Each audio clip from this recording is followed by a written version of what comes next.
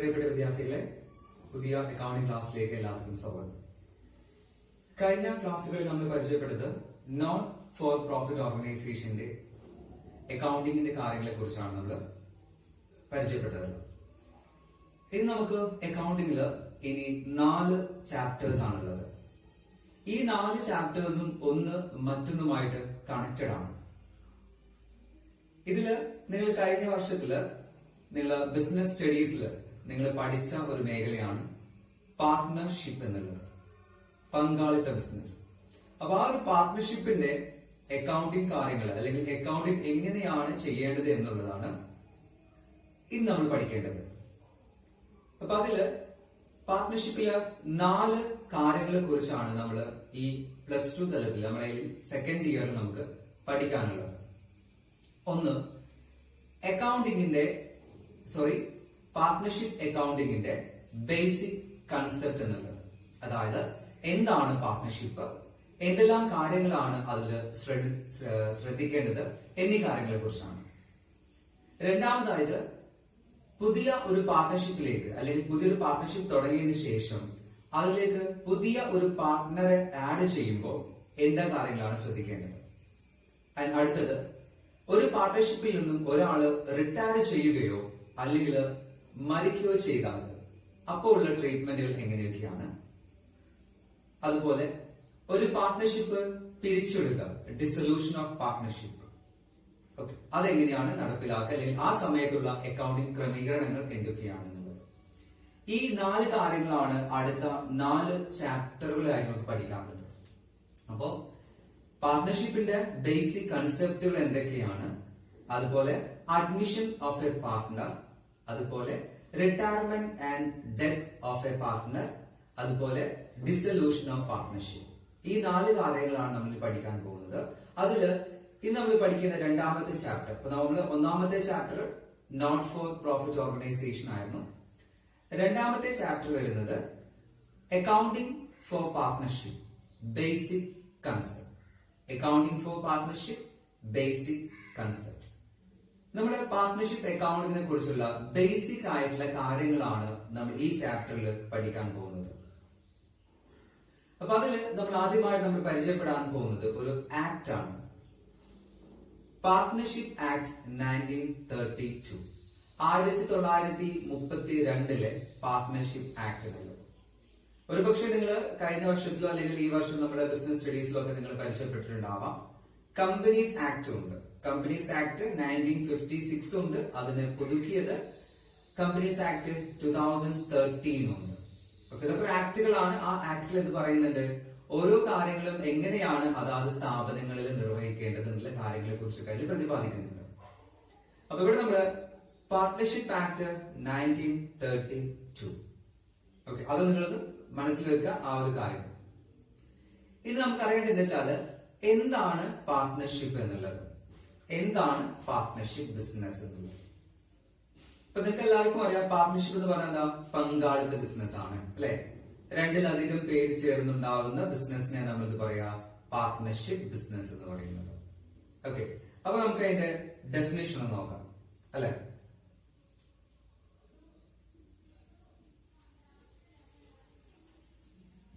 എന്താ ഡെഫിനിഷൻ നോക്കുന്നത്, partnership act 1932 section 4 പ്രകാരം ഒരു പാർട്ട്ണർഷിപ്പ് എന്ന് പറഞ്ഞാൽ relationship between persons who have agreed to share the profit of a business carried on by all or any of them acting for all. എന്താണ് ഒന്നുകൂടെ നോക്കാം. Relationship between persons who have agreed to share the profit of a business carried on by all or any of them acting for all. Okay, ഇപ്പൊ നമുക്ക് നമ്മുടെ ഡെഫിനിഷനിലൂടെ മനസ്സിലായിട്ടുണ്ട്. ഒരു ബിസിനസിന്റെ ലാഭം ഷെയർ ചെയ്യാം എന്ന ലക്ഷ്യത്തോടു കൂടി 2 അതിലധികം ആളുകളോ കൂടി ചേർന്നുള്ള ഒരു ബിസിനസിനെയാണ് നമ്മൾ എന്ത് പറയാ, പാർട്ട്ണർഷിപ്പ് ബിസിനസ് എന്ന് പറയാം, പങ്കാളിത്ത ബിസിനസ് എന്നത്. ഓക്കെ, അപ്പൊ ഇതില് ഓരോ വ്യക്തികളെയും, അതായത് ഈ ബിസിനസ്സിലേക്ക് വരുന്ന ഓരോ വ്യക്തികളെയും നമ്മൾ പറയുന്നത് പാർട്ട്ണർ എന്നാണ്. ഓരോരെയും ഇൻഡിവിജ്വലി കോൾഡ് പാർട്ട്നേഴ്സ്. ഇവരെ ഒരുമിച്ചായി നമ്മൾ വിളിക്കുന്ന പേരാണെന്ത്? ഫേം എന്നുള്ളത്. അതായത് ഒന്ന് ഇവരെ ഇൻഡിവിജ്വലി, ഇപ്പൊ എ ബി സി എന്ന് പറഞ്ഞ 3 ആളുകളാണെങ്കിൽ ആ എ ബി ഒക്കെ എന്താണ്? പാർട്ട്നേഴ്സ് ആണ്. ഇതിലെ 3 പേരും ഒരുമിച്ച് നമ്മൾ എന്താ പറയാ? പാർട്ട്ണർഷിപ്പ് ഫേം എന്നാണ് പറയുക. ഓക്കെ, അപ്പൊ ആ ടേം നിങ്ങൾ ഓർത്ത് വെക്കാം. ഓരോരുത്തരുടെയും ഇൻഡിവിജ്വലി വിളിക്കുന്നത് പാർട്ട്ണർ എന്നും ഒരുമിച്ച് വിളിക്കുന്നത് ഫേം എന്നുമാണ്. കളക്റ്റീവ്ലി കോൾഡ് ആസ് ഫേം എന്നുള്ളത്. അപ്പൊ ഇതാണെന്ത്? നമ്മള് പാർട്ട്ണർഷിപ്പ് എന്താണെന്ന് നമ്മൾ മനസ്സിലാക്കിയിട്ടുള്ളത്. ഇനി അപ്പൊ നമ്മള് ഈ ഒരു പാർട്ട്ണർഷിപ്പ് നമ്മളിപ്പോ കുറച്ച് വ്യക്തമായി നമ്മൾ മനസ്സിലാക്കിയിട്ടുണ്ട്. എന്താണ്? 2 അതിലധികമോ ആളുകൾ കൂടി ചേർന്നുള്ള ഒരു ബിസിനസ് ആണ്. ആ ബിസിനസിന്റെ ലാഭം പങ്കുവെക്കാം എന്നുള്ള ഒരു ഉദ്ദേശം കൂടി അതിനകത്തുണ്ട്. ആ ബിസിനസ് എങ്ങനെയായിരിക്കും? ഒന്നുകിൽ എല്ലാവരും കൂടി എന്ത് ചെയ്യുന്നു? ആ ബിസിനസ്സുകളിൽ പങ്കാളികളാവുന്നു, അല്ലെങ്കിലോ അതിലെ ചില ആളുകൾ മാത്രം എന്ത് ചെയ്യുന്നു? അതിൽ പങ്കാളികളാവുന്നു എന്നുള്ളത്. അതാണ് carried on by all or any of them acting for all എന്നുള്ള ആ ഒരു ടേമാണ് ഉദ്ദേശിക്കുന്നത്. ക്ലിയർ? ഇനി അടുത്തതായി നമ്മൾ പരിചയപ്പെടുന്നത് ഈ ഒരു ഇത്തരം സ്ഥാപനങ്ങളുടെ പ്രത്യേകതകൾ എന്തൊക്കെയാണെന്നുള്ളതാണ്. ഫീച്ചേഴ്സ് ഓഫ് പാർട്ട്ണർഷിപ്പ് ബിസിനസ് എന്നുള്ളത്. ഓക്കെ, എന്താണ് നമുക്ക് നോക്കാം. എന്തൊക്കെയാണ് പാർട്ട്ണർഷിപ്പിന്റെ ഫീച്ചേഴ്സ് എന്നുള്ളത്? ഒന്നാമത്തെ ഫീച്ചർ പറയുന്നത് 2 or more persons. ഇപ്പൊ അവിടെ നിർബന്ധമായിട്ട് എന്താണ്? 2 അതിലധികം ആളുകളോ ഉണ്ടായിരിക്കണം. 2 അതിലധികം ആളുകളോ ഉണ്ടായിരിക്കണം. ഓക്കെ, അവിടെ പറയുന്നുണ്ട് മിനിമം 2 ഇൻഡിവിജ്വൽസ് ഉണ്ടായിരിക്കണം. മാക്സിമം 2 കേസ് പറയുന്നുണ്ട്. ഒന്ന്, ബാങ്കിങ് കമ്പനീസ് ആണെങ്കിൽ 10ഉം മറ്റു കമ്പനീസ് ആണെങ്കിൽ 20ഉം എന്നുള്ളത്. മിനിമം നമുക്ക് 2 പേര് വേണം. മാക്സിമം കണക്കെടുക്കുകയാണെങ്കിൽ 10 in case of banking business, then 20 in case of other type of partnership business. Okay, അപ്പൊ ഇങ്ങനെയാണ് അതിന്റെ കണക്ക് മാക്സിമം പറയുന്നത്. ദെൻ രണ്ടാമത്തെ പോയിന്റ് പറയുന്നത് എഗ്രിമെന്റ് എന്നുള്ളത്. നമ്മുടെ പാർട്ട്ണർഷിപ്പ് ബിസിനസ്സിൽ ഒരു എഗ്രിമെന്റ് വേണം. അതായത് നമ്മൾ വ്യക്തികൾ തമ്മിലുള്ള ഒരു കോൺട്രാക്ട് ആണ്, ഒരു നിബന്ധനയാണ്. അപ്പൊ ആ ഒരു എഗ്രിമെന്റ് എന്ത് ചെയ്യാം? വേണമെങ്കിൽ ഓറൽ ആവാം, വാക്കാലാവാം, അല്ലെങ്കിൽ ഇൻ റിട്ടൺ, എഴുതി തയ്യാറാക്കിയതുമാവാം. ഓക്കെ, എന്നാൽ പാർട്ട്ണർഷിപ്പ് ആക്ട് 1932 ഒരിക്കലും പറയുന്നില്ല എല്ലാ പാർട്ട്ണർഷിപ്പ് എഗ്രിമെന്റുകളും എഴുതി തയ്യാറാക്കുക തന്നെ വേണമെന്ന് നിർബന്ധം ഇല്ല. ഓക്കെ, വേണമെങ്കിൽ നമുക്ക് എന്ത് ചെയ്യാം? വേണമെങ്കിൽ എഴുതിയ റിട്ടൺ എഗ്രിമെന്റ് ആവാം, അല്ലെങ്കിലോ വാക്കാലുള്ള ഓറൽ എഗ്രിമെന്റ് ആവാം. അപ്പൊ എഗ്രിമെന്റ് എന്താവാം? ഓറൽ ഓർ റിട്ടൺ, എഴുതിയതോ വാക്കാലോ ആവാം. എന്നാൽ ഏറ്റവും നല്ലത് എഴുതി തയ്യാറാക്കിയ എഗ്രിമെന്റ് ആണ് ഏറ്റവും നല്ലത്. കാരണം എന്താണ്? ഡിസ്പ്യൂട്ടുകൾ ഒഴിവാക്കാൻ വേണ്ടിയിട്ട്, വ്യക്തികൾ തമ്മിലുള്ള അല്ലെങ്കിൽ പാർട്ട്നേഴ്സ് തമ്മിലുള്ള തർക്കങ്ങൾ ഒഴിവാക്കാൻ വേണ്ടി നമുക്ക് എന്ത് ചെയ്യാം? ആദ്യമേ എഗ്രിമെന്റുകൾ തയ്യാറാക്കാം. എന്തെല്ലാം കാര്യങ്ങൾ എങ്ങനെയൊക്കെയാണ് ചെയ്യേണ്ടത് എന്നുള്ള രീതികളൊക്കെ നമുക്ക് എന്ത് ചെയ്യാം? ഒരു എഗ്രിമെന്റ് നമ്മൾ കുറിച്ചിട്ട് കഴിഞ്ഞാൽ നമുക്ക് എന്ത് ചെയ്യാം? ഭാവിയിലുള്ള പ്രശ്നങ്ങൾ നമുക്ക് എന്ത് ചെയ്യാൻ പറ്റും? ഒഴിവാക്കാൻ പറ്റും. അപ്പൊ എഗ്രിമെന്റ് എങ്ങനെയാവാം? Oral or written. പക്ഷെ ഏറ്റവും നല്ലത് ഏതാണ്? റിട്ടൺ എഗ്രിമെന്റ് ആണ് നല്ലത്. എന്തിനു വേണ്ടിയിട്ടാണ് റിട്ടനെ പ്രോത്സാഹിപ്പിക്കുന്നത്? ഡിസ്പ്യൂട്ടുകൾ, തർക്കങ്ങൾ ഒഴിവാക്കാൻ വേണ്ടിയാണ്. ഓക്കെ, മൂന്നാമത്തെ പോയിന്റ് ബിസിനസ്. നിർബന്ധമായിട്ടും അവിടെ എന്ത് നടന്നിരിക്കണം? ഒരു ലോഫുൾ ബിസിനസ് നടന്നിരിക്കണം. ഒരു ലോഫുൾ ബിസിനസിന് വേണ്ടി ആയിരിക്കണം എന്ത്? നമ്മുടെ പാർട്ട്ണർഷിപ്പ്.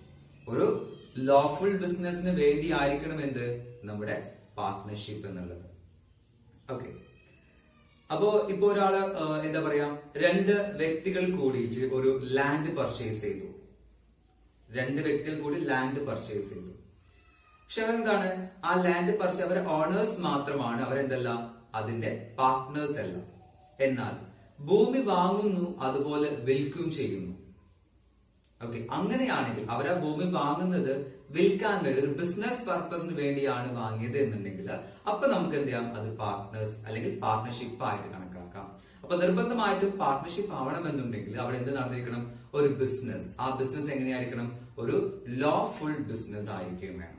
ലോഫുൾ ബിസിനസ് ആയിരിക്കണം എന്നുള്ളത്. ദെൻ അടുത്ത point mutual agency. Mutual agency. അപ്പൊ അവർ തമ്മിൽ മ്യൂച്വൽ ട്രസ്റ്റ് വേണം.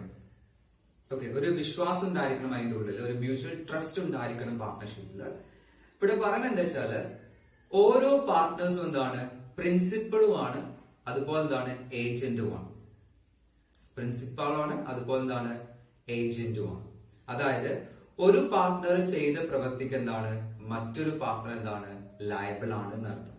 അല്ലാതെ ഒരാൾ ചെയ്താൽ അയാളെ മാത്രം ബാധിക്കുന്ന ഒന്നല്ല, മ്യൂച്വൽ ആണിത്, ഒരു കൂട്ടായ്മയാണ്. അപ്പൊ ഒരാൾ ചെയ്ത പ്രവൃത്തിക്ക് എന്താണ് മറ്റാൾ എന്താണ് ബാധ്യസ്ഥനാണ് എന്നുള്ളത്. ഓക്കെ, ഇപ്പൊ പ്രിൻസിപ്പൽ ഏജന്റ് പറഞ്ഞാല് ഇപ്പൊ എന്താ പറയാ, ഒരു ഉയർന്ന നിലയിൽ നിൽക്കുന്ന ഒരാള് അയാൾക്ക് വേണ്ടി പ്രവർത്തിക്കുന്ന മറ്റൊരാൾ. അപ്പോ ആ പ്രവർത്തിക്കുന്ന ആളുടെ എന്തെങ്കിലും പോരായ്മകൾ എന്താണ് നമ്മുടെ മെയിൻ ആളെയും ബാധിക്കും എന്നർത്ഥം. അതുകൊണ്ടാണ് ഇതിനെ മ്യൂച്വൽ ഏജൻസി എന്ന് പറയുന്നത്. അപ്പൊ ഇതിലെന്താണ് പാർട്ട്ണർഷിപ്പിൽ ഓരോ പാർട്ട്ണറും എന്താണ് principal as well as agent എന്ന് പറയുന്നത്. ഓക്കെ, അപ്പൊ ഒരാൾ ചെയ്ത പ്രവൃത്തിയിൽ എന്താണ് മറ്റുള്ളവരും പങ്കാളികളാവും, അല്ലെങ്കിൽ എന്താണ് മറ്റുള്ളവരും അതിനെ എന്താണ് ഉൾപ്പെട്ടിരിക്കും എന്നുള്ളത്, അല്ലാതെ ഒരാളെ മാത്രം ബാധിക്കുന്ന ഒന്നല്ല എന്നർത്ഥം. ഇനി അടുത്തത് ഷെയറിംഗ് ഓഫ് പ്രോഫിറ്റ്. അപ്പൊ നമ്മുടെ പാർട്ട്ണർഷിപ്പിന്റെ മറ്റൊരു ഇമ്പോർട്ടന്റ് ആയിട്ടുള്ള ഒരു പ്രത്യേകതയാണ് sharing of profit or loss എന്നുള്ളത്. ലാഭ നഷ്ടം എന്ത് ചെയ്തിരിക്കണം, അവർ നിർബന്ധമായിട്ടും ഷെയർ ചെയ്തിരിക്കണം. അത് ചിലപ്പോൾ എന്താണ് എഗ്രീഡ് റേഷ്യോയിലായിരിക്കാം, അതായത് മുൻകൂട്ടി തയ്യാറാക്കപ്പെട്ട ഒരു റേഷ്യോ അനുപാതത്തിലായിരിക്കാം എന്ത് ചിലപ്പോൾ വീതിച്ചു കൊടുക്കേണ്ടി വരിക. അതല്ലെങ്കിലോ തുല്യമായിട്ടായിരിക്കും വീതിച്ചു കൊടുക്കേണ്ടി വരിക. അടുത്ത point liability of partners. Liability of partners, പാർട്ട്നേഴ്സിന്റെ ലയബിലിറ്റി. നമുക്കറിയാം ലിമിറ്റഡ് ലാബിലിറ്റി ഉണ്ട്, അൺലിമിറ്റഡ് ലാബിലിറ്റി ഉണ്ട്. ഓക്കെ, ലിമിറ്റഡ് പറഞ്ഞാല് പരിമിതമാണ്, അതിന്റെ അപ്പുറത്തേക്ക് എന്തില്ല ബാധ്യത ഉണ്ടാവില്ല എന്നർത്ഥം. എന്നാൽ പാർട്ട്ണർഷിപ്പ് ബിസിനസ്സില് പാർട്ട്നേഴ്സിന്റെ ലാബിലിറ്റി എന്ന് പറയുന്നത് അൺലിമിറ്റഡ് ആണ്. പാർട്ട്നേഴ്സ് ലാബിലിറ്റി എന്താണ്, അൺലിമിറ്റഡ് ആണ്. അപ്പൊ അവരെന്ത് ചെയ്യണം, പാർട്ട്നേഴ്സ് എന്ത് ചെയ്യേണ്ടി വരും, ഇൻ കേസ് എന്തെങ്കിലും നഷ്ടം സംഭവിച്ചാല് ബിസിനസിന്റെ സ്വത്തുക്കള്, ബിസിനസിന്റെ പ്രോപ്പർട്ടീസ് സെയിൽ ചെയ്ത് കിട്ടിയ തുക നമ്മുടെ ബാധ്യതക്ക് പര്യാപ്തമല്ലെങ്കിൽ പാർട്ട്നേഴ്സ് എന്ത് ചെയ്യേണ്ടി വരും, അവരുടെ പേഴ്സണൽ ആയിട്ടുള്ള അവരുടെ സ്വത്ത് വകകളിൽ നിന്നും എടുത്ത് എന്താണ് ആ നഷ്ടം വഹിക്കേണ്ടി വരുമെന്നാണ്. അതുകൊണ്ടാണ് അൺലിമിറ്റഡ്, പരിധിയില്ല എന്ന് പറയുന്നത്. അപ്പൊ 6 പോയിന്റ് ആണ് നമ്മൾ പറയുന്നത്. ഒന്നും കൂടി നോക്കാം നമുക്ക്. 2 or more person, 2 അതിലധികമോ ആള് വേണം പാർട്ട്ണർഷിപ്പില്. എഗ്രിമെന്റ്, അവിടെ നിർബന്ധമായിട്ടും എഗ്രിമെന്റ് ഉണ്ടാവണം. പക്ഷെ ആ എഗ്രിമെന്റ് എങ്ങനെയാവാം, ഓറലോ റിട്ടേണോ ആവാം എന്നുള്ളത് പറഞ്ഞു. ദെൻ ബിസിനസ്, നിർബന്ധമായിട്ടും അവിടെ എന്തുണ്ടാവണം, ഒരു ലോഫുൾ ബിസിനസ് ഉണ്ടായിരിക്കണം. ദെൻ അടുത്ത പോയിന്റ് പറഞ്ഞത് മ്യൂച്വൽ ഏജൻസി, ഒരു മ്യൂച്വൽ ട്രസ്റ്റ് വേണം, ഒരു വിശ്വാസം വേണം. മാത്രമല്ല ഓരോ പാർട്ട്നേഴ്സും എന്താണ് പ്രിൻസിപ്പളുമാണ്, അതുപോലെ എന്താണ് ഏജന്റുമാണ്. ഒരാൾ ചെയ്ത പ്രവൃത്തിക്ക് മറ്റൊരാൾ എന്താണ് ബാധ്യസ്ഥനായിരിക്കും എന്നുള്ളത്. പിന്നെ അടുത്തത് ഷെയറിംഗ് ഓഫ് പ്രോഫിറ്റ് എന്നുള്ളത്, ലാഭം അല്ലെങ്കിൽ നഷ്ടം എന്താണ് പങ്കുവെക്കണം എന്നുള്ളത്. അല്ലാതെ ഒരാൾ വഹിക്കുന്ന രീതിയല്ല, പങ്കുവെക്കുന്ന രീതി. അതുകൊണ്ടാണ് പാർട്ട്ണർഷിപ്പ്, പങ്കാളികൾ എന്ന് പറയുന്നത്. The last point liability. പാർട്ട്നേഴ്സിന് ലയബിലിറ്റി എങ്ങനെയായിരിക്കും, അൺലിമിറ്റഡ് ആയിരിക്കും. പാർട്ട്നേഴ്സ് ലയബിലിറ്റി എങ്ങനെയായിരിക്കും, അൺലിമിറ്റഡ് ആയിരിക്കും എന്നുള്ളത്. ഓക്കെ, ദെൻ ഇനി നമുക്ക് പറയാനുള്ളത് പാർട്ട്ണർഷിപ്പ് ഡീഡിനെ കുറിച്ചാണ്. പാർട്ട്ണർഷിപ്പ് ഡീഡ് എന്നുള്ളത് നമ്മൾ നേരത്തെ പറഞ്ഞു, ഒരു പാർട്ട്ണർഷിപ്പിന്റെ അടിസ്ഥാനമായ കാര്യം എന്ന് പറഞ്ഞാൽ എന്താണ്, എഗ്രിമെന്റ് ആണ്. അവർ തമ്മിലുള്ള ഒരു എഗ്രിമെന്റ്. ആ എഗ്രിമെന്റ് നമ്മൾ പറഞ്ഞു ഓറൽ ഓർ റിട്ടേൺ ആവാം, അല്ലെ, എഴുതി തയ്യാറാക്കിയതോ അല്ലെങ്കിൽ എന്താണ് വാക്കാലുള്ളതോ ആവാം. ഇൻ കേസ് അതൊരു എഴുതി തയ്യാറാക്കിയ എഗ്രിമെന്റ് ആണെങ്കിൽ, എഗ്രിമെന്റ് റിട്ടേൺ ഫോമിലാണെങ്കിൽ, എഴുതി തയ്യാറാക്കിയ എഗ്രിമെന്റ് ആണെങ്കിൽ അതിനെ വിളിക്കുന്ന പേരാണെന്ത്, പാർട്ട്ണർഷിപ്പ് ഡീഡ് എന്നുള്ളത്. അപ്പോ എഴുതി തയ്യാറാക്കിയ എഗ്രിമെന്റിനെ വിളിക്കുന്ന പേരാണെന്ത്, പാർട്ട്ണർഷിപ്പ് ഡീഡ് എന്നുള്ളത്. ഓക്കെ, അപ്പൊ നമ്മൾ പറഞ്ഞിട്ടുണ്ടായിരുന്നു പാർട്ട്ണർഷിപ്പ് എന്താണ്, ഒരു എഗ്രിമെന്റിന്റെ അടിസ്ഥാനത്തിലാണ്. ആ എഗ്രിമെന്റ് എങ്ങനെയാവാം, ഓറൽ ഓർ റിട്ടേൺ ആവാം, എഴുതി തയ്യാറാക്കിയതോ അല്ലെങ്കിൽ എന്താണ് വാക്കാലുള്ളതോ ആവാം. In case the agreement in a written form, agreement written ഫോമിലാണെങ്കിൽ ആ എഗ്രിമെന്റ് വിളിക്കുന്ന പേരാണെന്ത്, പാർട്ട്ണർഷിപ്പ് ഡീഡ് എന്നുള്ളത്. പാർട്ട്ണർഷിപ്പ് ഡീഡ് എന്നുള്ളത്. ഓക്കെ, ഇനി നമ്മൾ അറിയേണ്ടത് ഈ ഒരു പാർട്ട്ണർഷിപ്പ് ഡീഡിൽ നമ്മൾ എന്തെല്ലാം കാര്യങ്ങളാണ് ഉൾപ്പെടുത്തേണ്ടത്, അതായത് ആ എഗ്രിമെന്റിന്റെ അകത്ത് എന്തെല്ലാം കാര്യങ്ങൾ ഉണ്ടായിരിക്കണം എന്നുള്ളത്. അതായത് content of partnership deed. Partnership ഡീഡിന്റെ കണ്ടന്റ്, എന്തെല്ലാം കാര്യങ്ങളാണ് ഒരു ഡീഡിന്റെ അകത്ത് ഉണ്ടാവുക എന്നുള്ളത്. ഓക്കെ, നമുക്ക് നോക്കാം എന്തെല്ലാം കാര്യങ്ങളാണ് ഒരു ഡീഡിൽ ഉൾപ്പെടുത്തേണ്ടി വരിക എന്നുള്ളത്. നമുക്ക് കണ്ടന്റ് ഓഫ് പാർട്ട്ണർഷിപ്പ് ഡീഡ്. ഒന്നാമത് പറയുന്നത് name and address of the firm. നമുക്ക് വളരെ സിമ്പിൾ ആയിട്ട് ഓർത്ത് വെക്കാൻ പറ്റുന്ന ഒരു കാര്യമാണ് name and address of the firm, സ്ഥാപനത്തിന്റെ പേരും അഡ്രസ്സും. രണ്ടാമത് name and address of all partners, എല്ലാ പാർട്ട്നേഴ്സിന്റെ പേരും അഡ്രസ്സും. മൂന്നാമത് nature of business. Nature of business, ഏത് തരം ബിസിനസ് ആണ് ഇവർ ചെയ്യുന്നത് എന്നുള്ളത്. ദെൻ നാലാമത് profit sharing ratio. Profit sharing ratio, ഏത് റേഷ്യോയിലാണ് അവർ പ്രോഫിറ്റ് ഷെയർ ചെയ്യുന്നത് എന്നുള്ളത്. ദെൻ അടുത്തത് amount of capital contributed by partners. ഓരോ പാർട്ട്ണറും കോൺട്രിബ്യൂട്ട് ചെയ്ത ക്യാപിറ്റൽ എത്രയാണ്, ക്യാപിറ്റലിന്റെ എമൗണ്ട് എത്രയാണ്. അതുപോലെ അടുത്തത് rate of interest on capital and drawings. ക്യാപിറ്റലിന്റെയും ഡ്രോയിങ്സിന്റെയും ഇൻട്രസ്റ്റ് ഉണ്ടെങ്കിൽ അത് എത്രയാണെന്നുള്ളത് എഗ്രിമെന്റിൽ പറഞ്ഞിരിക്കണം. ദെൻ അടുത്തത് സാലറി കമ്മീഷൻ. സാലറി കമ്മീഷനും if payable to any partner. ഏതെങ്കിലും പാർട്ട്നേഴ്സിന് എന്താണ് സാലറിയോ കമ്മീഷനോ ഉണ്ടോ എന്നുള്ളത്. അതുണ്ടെങ്കിൽ എന്ത് ചെയ്യണം, അതും പാർട്ട്ണർഷിപ്പ് എഗ്രിമെന്റിൽ പറഞ്ഞിരിക്കണം. Then right, duties and liabilities of each partner. ഓരോ പാർട്ട്ണർക്കുള്ള അവകാശങ്ങൾ എന്തൊക്കെയാണ്, അവരുടെ ഉത്തരവാദിത്തങ്ങൾ എന്തൊക്കെയാണ്, അതൊക്കെ ഇവിടെ മെൻഷൻ ചെയ്തിരിക്കണം, നമ്മുടെ പാർട്ട്ണർഷിപ്പ് ഡീഡിൽ പറഞ്ഞിരിക്കണം. എന്നടുത്തത് settlement of accounts on dissolution of firm. നമ്മൾ നേരത്തെ പറഞ്ഞ വാക്കാണ് ഡിസൊല്യൂഷൻ, പിരിച്ചുവിടുക. അവ പിരിച്ചുവിടുന്ന സമയത്ത് നമ്മൾ എങ്ങനെയാണ് അക്കൗണ്ടുകൾ സെറ്റിൽ ചെയ്യേണ്ടത്, എങ്ങനെയാണ് സെറ്റിൽ ചെയ്യേണ്ടത്. എന്നടുത്തത് rules to be followed in case of admission, retirement, death. അത് നമ്മൾ പറഞ്ഞ പോയിന്റ് ആണ്. അഡ്മിഷൻ സമയത്തും ഡെത്ത് സമയത്തും റിട്ടയർമെന്റ് സമയത്തും എങ്ങനെയാണ് നമ്മൾ കാര്യങ്ങൾ ഫോളോ ചെയ്യുന്നത്, എന്താണ് റൂൾസുകൾ നമ്മൾ അപ്ലൈ ചെയ്യേണ്ടത്.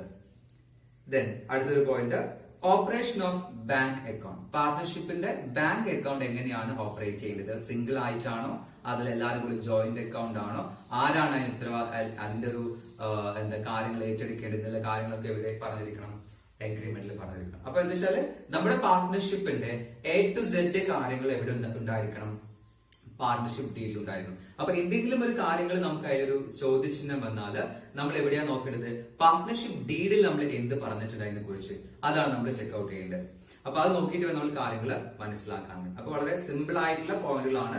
ഒന്നുകൂടി നോക്കാം നമുക്ക്. എന്തൊക്കെയാണ് name and address of firm, name and address of partners, nature of business, profit sharing ratio, amount of capital contributed by partners, rate of interest on capital drawings, salary commission payable to any partners, right, duties and liabilities of each partner, settlement of accounts on dissolution of firm.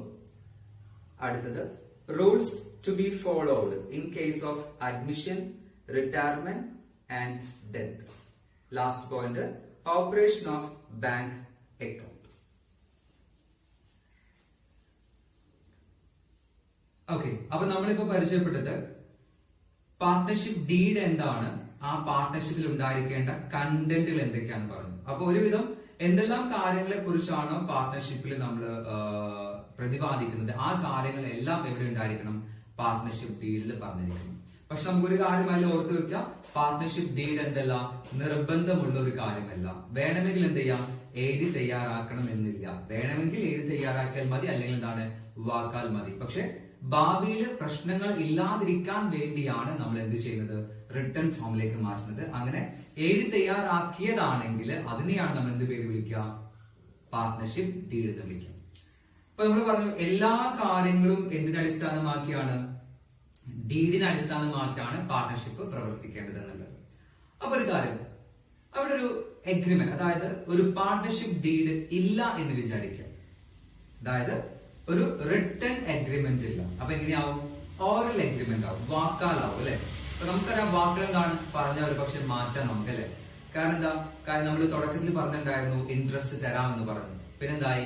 Interest പറ്റൂല എന്നായി. അല്ലെങ്കിൽ interest തരൂല എന്നൊരു partner പറഞ്ഞു, മറ്റാൾ പറഞ്ഞത് എനിക്ക് interest വേണമെന്നുള്ളത്.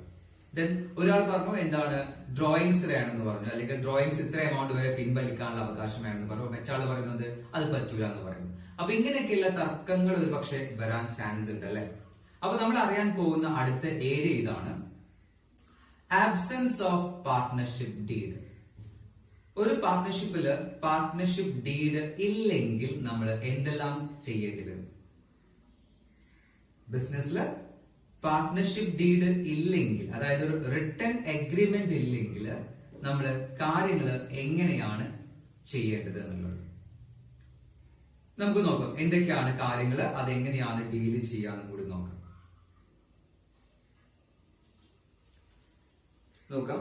Rules applicable in the case of absence of partnership deed. ഇപ്പൊ partnership deed ഇല്ലെങ്കിൽ എന്തെല്ലാം കാര്യങ്ങളാണ് നമ്മൾ ചെയ്യേണ്ടത് എന്നുള്ളത് 5 കാര്യങ്ങളെ കുറിച്ചാണ് നമ്മളിവിടെ പ്രതിപാദിക്കുന്നത്. 1. Profit sharing ratio. Profit sharing ratio. അപ്പൊ പാർട്ണർഷിപ്പ് ഡീഡ് ഒന്നുമില്ല, ഏത് അനുപാതത്തില് വീതിക്കണമെന്ന് പറഞ്ഞിട്ടില്ല. അപ്പൊ നമ്മൾ എങ്ങനെയാണ് പ്രോഫിറ്റ് ഷെയർ ചെയ്യേണ്ടത്? എഗ്രിമെന്റ് ഇല്ലെങ്കിൽ ഈക്വലി, തുല്യമായിട്ടാണ് നമ്മൾ വീതിച്ചു കൊടുക്കേണ്ടത്. 2. Interest on capital. ക്യാപിറ്റലിന്റെ മുകളിൽ ഇൻട്രസ്റ്റ്. അപ്പൊ ഒരു പാർട്ട്ണർ ചോദിക്കാണ് ഞാൻ ഇത്ര എമൗണ്ട് ഞാൻ എന്താണ് ഇൻവെസ്റ്റ് ചെയ്തിട്ടുണ്ട്, എനിക്ക് എന്ത് ചെയ്യണം?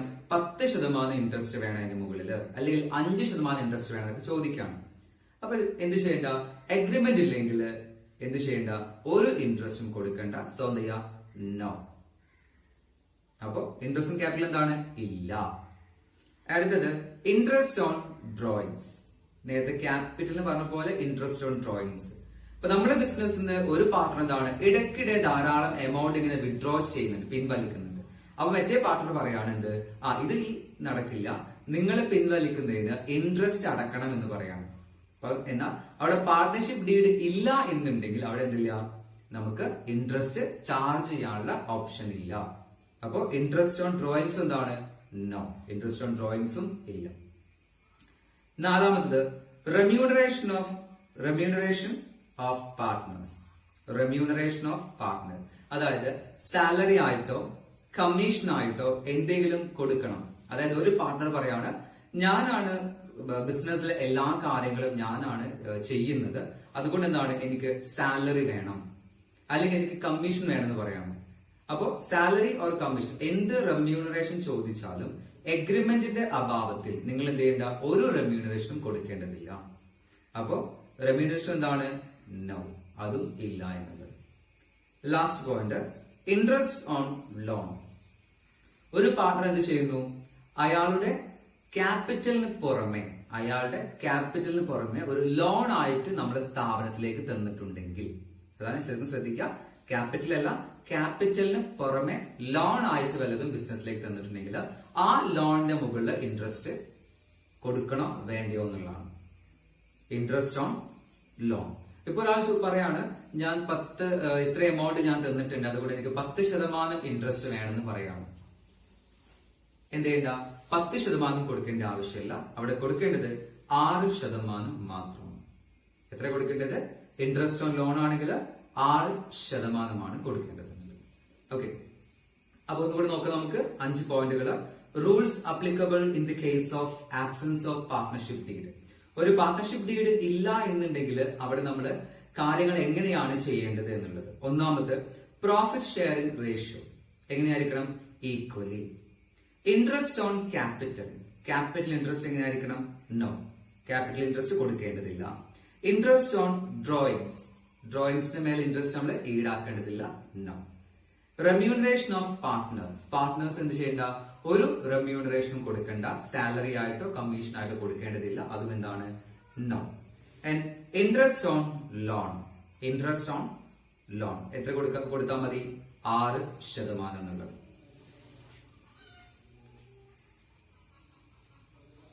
അപ്പൊ ഇന്ന് നമ്മൾ പരിചയപ്പെട്ടത് പാർട്ട്ണർഷിപ്പ്, അതിന്റെ ഫീച്ചേഴ്സ്, അതുപോലെ പാർട്ട്ണർഷിപ്പ് ഡീഡ്, അതിന്റെ കണ്ടന്റ്, അതുപോലെ പാർട്ട്ണർഷിപ്പ് ഡീഡിന്റെ അഭാവത്തിൽ നമ്മൾ എന്തെല്ലാം കാര്യങ്ങൾ എങ്ങനെയൊക്കെ ചെയ്യുക എന്നുള്ളത്. ഓക്കെ.